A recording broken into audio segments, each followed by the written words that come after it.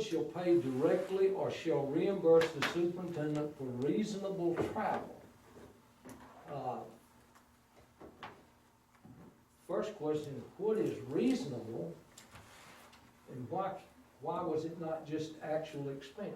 Reasonable would be in the same language that's used to pay you every time you go to an AESB meeting. That's actual expense. Well, that's reasonable. No, it's not actual expense, because you count your mileage, and that's not an actual expense. We don't say, Shag, save us a receipt for your gas. See? So that's reasonable. We take the state mileage rate and do it that way. So that's the same agreement that you've got with the board. I said if it's school It's business. not the same. Well, now, Reasonable and reasonable state mileage is not the same. No, it's not. Reasonable, say, like, don't you go to Washington or some of this stuff? Him flying coach or first class. Well, yeah, Yeah, I mean, you know, that's what I say is reasonable rate. absolutely. If we're putting things in this contract, we're bound by it. And that's what it says in here. It even has a clause in here that this contract supersedes our board policy. If we have something in this contract that conflicts with board policy, this contract takes precedence over our board policy. On the evaluations, the board should set a structural performance evaluation of superintendents in accordance with existing Alabama state law. A question I have, the board and superintendent shall select the evaluator who shall conduct the evaluation. Why does the superintendent involve in selecting the evaluator who shall conduct his evaluation? Why does he have a say in who evaluates it? Because it'd be awful rude of us to have him come in the office one day and have him show up and say, okay, your evaluation starts today, and he hasn't heard about it. That's not my question. My question is, why does he have a say who evaluates it? Not when, not how much notice or anything like that. Why does he have a say in who evaluates it? It's just the language of the contract, sir. It's the model. Go look at the model. The Alabama Superintendent Association. Are we that's bound based by on that their model? This is a template. template. This is based on their template. Well, the original contract was like 3 pages long. That's correct. In the meantime, since I signed my first contract and this contract, the school superintendents last year came up with a model contract for superintendents to go by.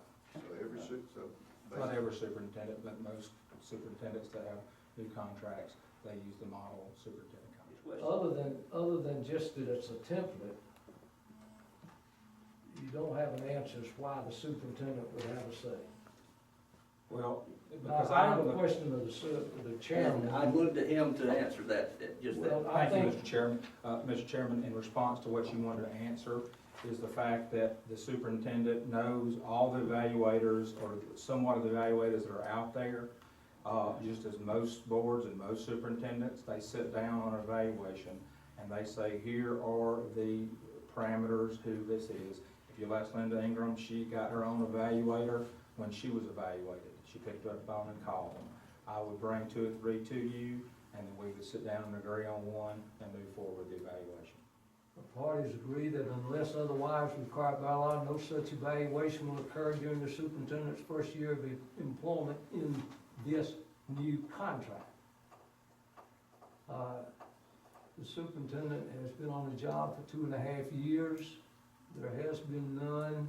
That's not my problem. The contract is, that is exactly what it says. Do you have a question about why it says? Yes, I do. Then please ask. May I ask him in my manner? If you could expedite that, there's people there that would appreciate it. So are we not gonna do an evaluation for the first year of this contract? I think that's what it said. Is that not in violation of Alabama law? No, sir. In that we are required to do? Quote Shag LaPrade from the June 20th board meeting. The Alabama Association of School Boards recommends, and I don't take my orders from them, they don't pass laws, The Alabama Association of School Boards recommend that superintendent have an evaluation every 3 years or so, whatever. All right? I can't answer for what he did or whatever as the chairman, and I'm not going to. But I will tell you, as the chairman, I negotiated the fact that we can, as of July 1 next year, bring an evaluation. And that's there. That's going to be done, because I thought that it was a very valid point that we had neglected our duty as a board, and so I wanted us to put something in writing that said this is how we're gonna do it. How have we neglected it if we're still within that 3-year period? We still have time. We do. I call for a vote. Are you calling for, excuse me, what, Mr.? He did. Let's call for a vote. You have called for a vote. Are you proposing that discussion ends and that we do vote? Yeah. Mr. Chairman, Mr. Pratt? that's not in accordance with, and I brought the book with me. And it may, and Well, I I know appreciate people, that. I know people don't like, and I heard the comments that they're tired of me bringing up board policy.